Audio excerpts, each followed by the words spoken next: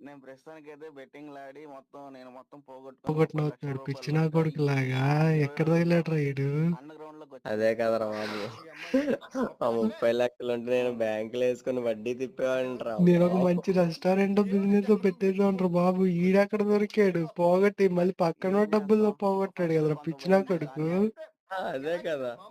ఎంత ఈ అలారా 1,00,000 పోతే 2,00,000 పెట్టాడు. తిక్కర నా కొడుకు 30,00,000 కాకపోతే ఈడు. ఒకేసారి పోగొట్టలేదు. ఫస్ట్ బెట్టింగ్ చేస్తున్నాడా లేదా ఈ అమ్మాయి ఇంకేమైనా బజ్జీలు అమ్ముతున్నాడా నాకు అర్థం పక్కనోడి జీవితం నాశనం.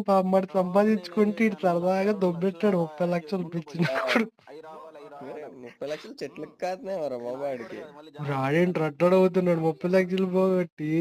పెద్ద స్కామ్ అదే అయిపోయింది, నా కదా బాగా స్మైల్ చేద్దాం చూడు. అని వెతుకుతున్నాను. అది నవ్వుతూనే ఉంటాడు. వీడికి డబ్బులు ఇచ్చినాడు. వీడియో చూస్తాడు. పరిస్థితి ఏంటంటావరా? ఏమో. ఊరేసుకొని రావాలేమో. ఈడేమో అండర్ గ్రౌండ్ పోయాడంట. అసలు ఎవరికి కనపడకుండా.